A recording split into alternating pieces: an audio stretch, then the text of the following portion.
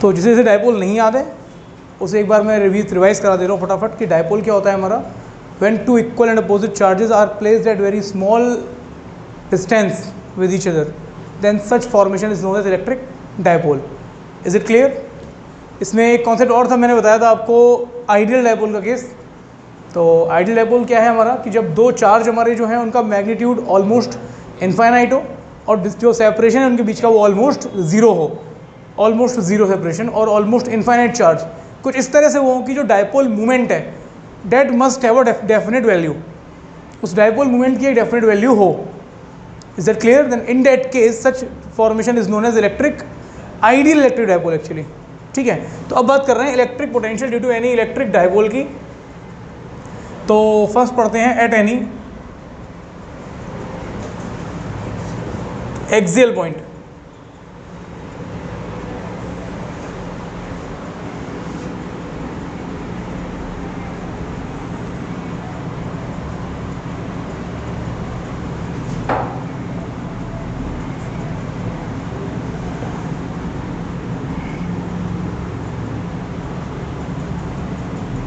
Suppose dipole के centre से ये आर डिस्टेंस पे कोई पॉइंट है, पॉइंट पी, जो माइनस क्यू चार्ज से है आर माइनस एल डिस्टेंस पे और प्लस क्यू चार्ज से है आर प्लस एल डिस्टेंस पे। आई थिंक ज़्यादा कोई डाउट नहीं है किसी को। चलिए,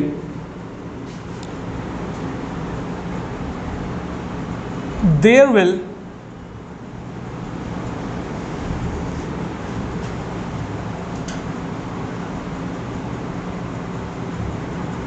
two potential work on point P.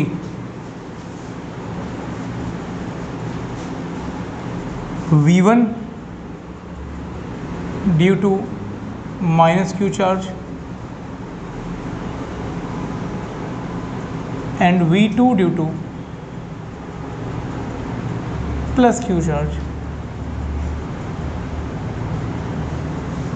I hope it is clear to everyone.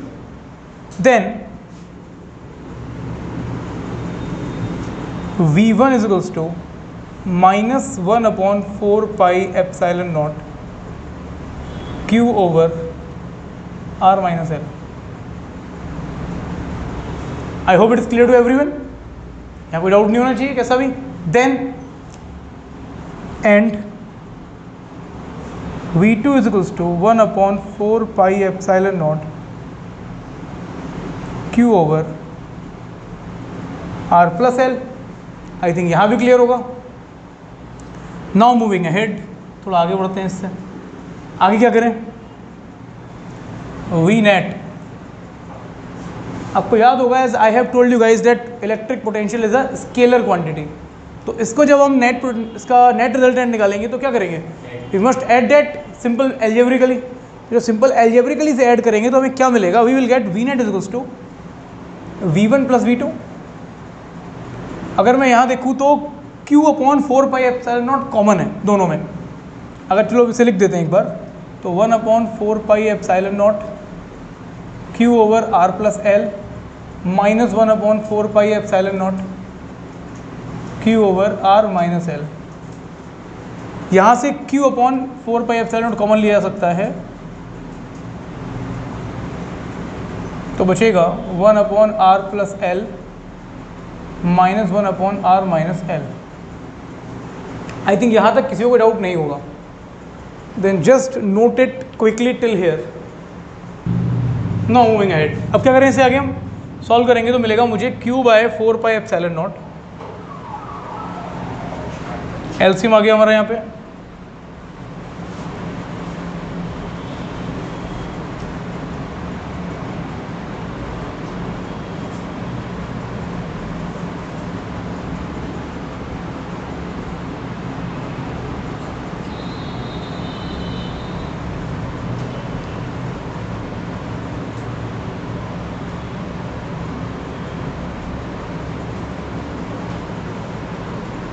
यहाँ से भी मिल गया हमको। यहाँ देखिए तो माइनस एल हमारा माइनस 2L हो गया and we are away at minus 2L into Q. Minus को बाहर लेते हैं तो Q into 2L upon 4 pi epsilon naught R square minus L square. ये पूरा होता है हमारा इलेक्ट्रिक डाइपोल मूवमेंट. तो it will become V is equals to -1/4πε0 P over R square. How can I write R square right here? As R is very large in comparison to L, then its square will has such value that we can neglect R square in comparison to L square. Sorry, we can neglect L square in comparison to R square.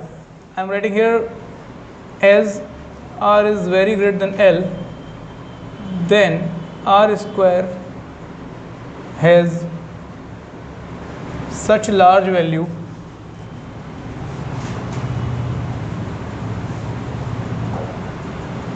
that L square can be neglected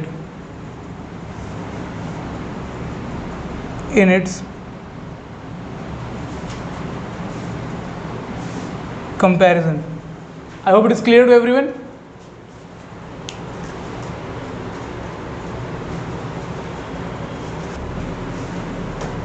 Now second we have equatorial point.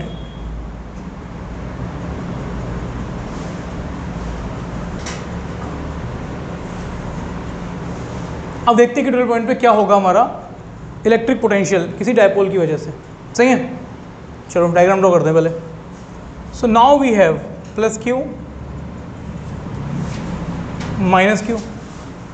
ये हमारा कोई point है P which is the distance R from the centre of dipole. तो ये distance जो है हमारी ये हो जाएगी √R² plus L². Similarly, this will become √R² plus L². Any doubt in this diagram?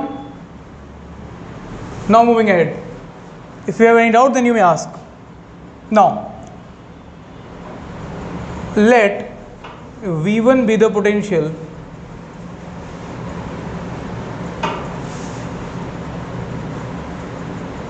at P due to plus Q charge and V2 be the potential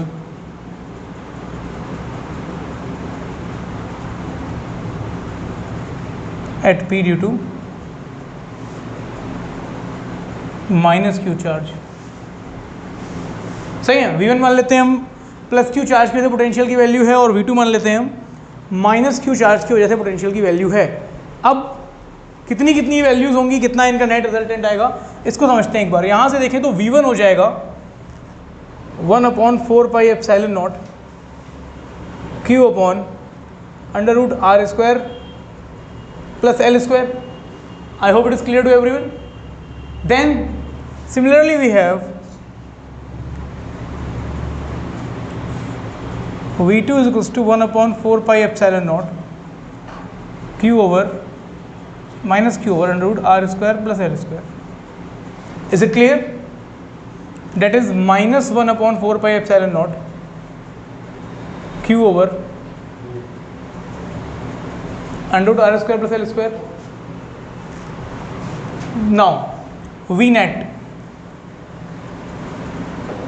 V1 plus V2 that is Q upon 4πε0. अगर हम common ले लें तो हमें क्या मिलेगा? We will get 1/√R² plus L² minus 1/√R² plus L². I hope it is clear to everyone. और अगर इसको हम थोड़ा और ध्यान से देखें then we will get V net is equals to 0, क्योंकि ये दोनों टर्म कैसे हैं आपस में इक्वल और अपोजिट. तो फाइनल रिजल्ट आ गया हमारा, that is electric potential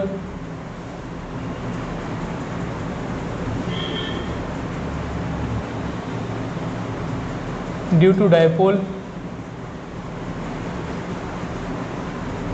at equatorial point is equals to 0. I hope it is clear to everyone. कोई डाउट इस चीज़ में? कैसा भी भाई सिंपल सी बात है. अगर एक बार देखते हैं इसको, plus Q charge minus Q charge, जो पॉइंट हमने लिया है वो पॉइंट दोनों से इक्वी डिस्टेंट है. दोनों पॉइंट के लिए डिस्टेंस सेम है यहाँ पे, राइट। मैं प्लस क्यू चार्ज की बात करूँ तब भी डिस्टेंस सेम है, माइनस क्यू की बात करूँ तब भी डिस्टेंस सेम है। तो जो पॉइंट P है वहाँ पे single potential due to plus Q या due to minus Q numerically equal होगा और साइन में अपोजिट होगा। Is it clear? जब न्यूमेरिकली इक्वल और साइन में अपोजिट है तो उनका नेट रिजल्टेंट हो जाएगा 0। तो इक्वेटोरियल पॉइंट पे किसी इलेक्ट्रिक डायपोल के कोई पोटेंशियल नहीं होता। I hope it is clear to each and everyone. So now we have third point, and the third point is general point.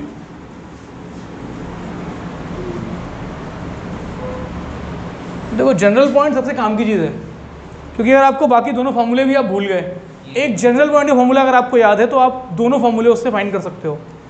सही है? तो समझते हैं एक बार कि जनरल पॉइंट के लिए पोटेंशियल कितना होता है, कैसे निकालते हैं। तो फिर हमने वही ले लिया, ये हमारा डायपोल है भाई।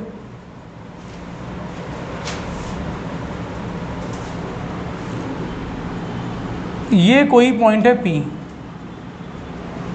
एट एन एंगल थीटा, सही है, और सेंटर से इसकी डिस्टेंस है R। कोई डाउट? अब अगर देखें तो इसके लिए ये हो जाएगा डायपोल मोमेंट P के दो component, this side it will be P cos theta and here it will be P sin theta.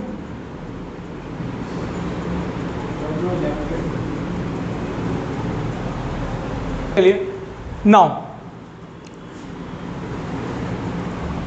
here we have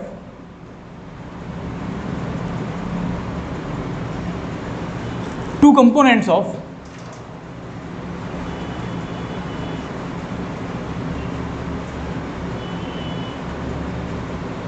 electric dipole moment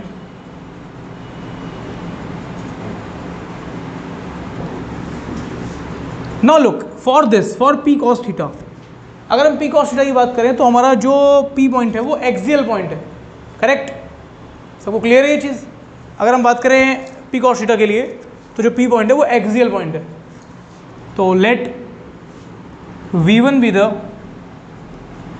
potential due to P cos theta and V2 be the potential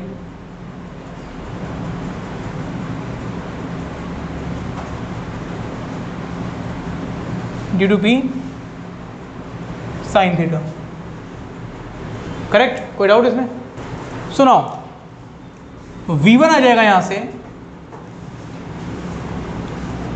1/4 pi epsilon naught P cos theta upon R square. अभी कुछ देर पहले हमने axial point का formula यही पढ़ा था, वहाँ P था, यहाँ P cos थीटा है, सही है। सिमिलरली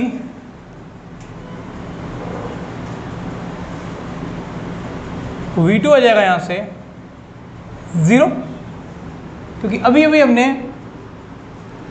इक्विटोरियल पॉइंट का फॉर्मूला जस्ट पढ़ा है कि at any equatorial point potential is 0। अगर बात करूँ P sin थीटा की तो ये P पॉइंट के लिए इक्विटोरियल पोजीशन पे है, परपेंडिकुलर सीधा। Is it clear to everyone? तो यहाँ से हमारा जो V नेट आ जाएगा, V net is equals to V1 plus 0, that is 1/4 pi epsilon naught P cos theta upon R square. ये आ गया हमारा V नेट।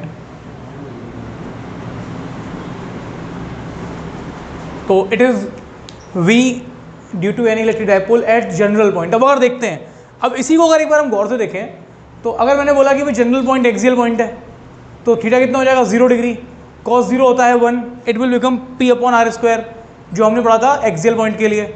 इसी को अगर हम देखें इक्विटोरियल पॉइंट के लिए तो थीटा हो जाएगा कितना 90, cos 90 कितना 0, इट विल बिकम 0। सही है ना? कोई डाउट किसी को? नाउ लुक, ये V2 0 कैसे हो गया इसको समझते हैं एक बार हम। अगर मैं इस डायग्राम को थोड़ा गौर से देखूं तो जो P sin थीटा कंपोनेंट आ रहा है, सही है, ये P sin थीटा कंपोनेंट के लिए ये P पॉइंट परपेंडिकुलर है या नहीं? सही है। अब परपेंडिकुलर जो पॉइंट होता है हमारा वो पॉइंट होता है कौन सा? इक्विटोरियल। ये भी सही है। और इक्वेटोरियल पॉइंट पे किसी डायपोल के लिए इलेक्ट्रिक पोटेंशियल कितना होता है, कितना होता है, zero. So that's it, that's why V2 is zero. मैं लिख दे रहा हूँ, चलो ये भी, as point P is an equatorial point for dipole component P sin theta. सही है, जो हमारा P sin थीटा कंपोनेंट है उसके लिए ये पॉइंट इक्वेटोरियल पोजीशन पे है। अच्छा एक बात और बड़ी इंटरेस्टिंग है, इक्वेटोरियल पोजीशन का एक नाम और होता है, are you guys aware with that? क्या होता है बताओ? Broad side on. ठीक है, अगर कभी आपको इक्वेटोरियल पोजीशन की जगह पे ब्रॉड साइड ऑन पोजीशन लिखा मिले तो कंफ्यूज मत होना कि सर ने बताया नहीं था। इक्वेटोरियल और ब्रॉड साइड ऑन में कोई डिफरेंस नहीं होता, आप अपने पास नोट कर सकते हैं इस चीज़ को। तो is it clear till here?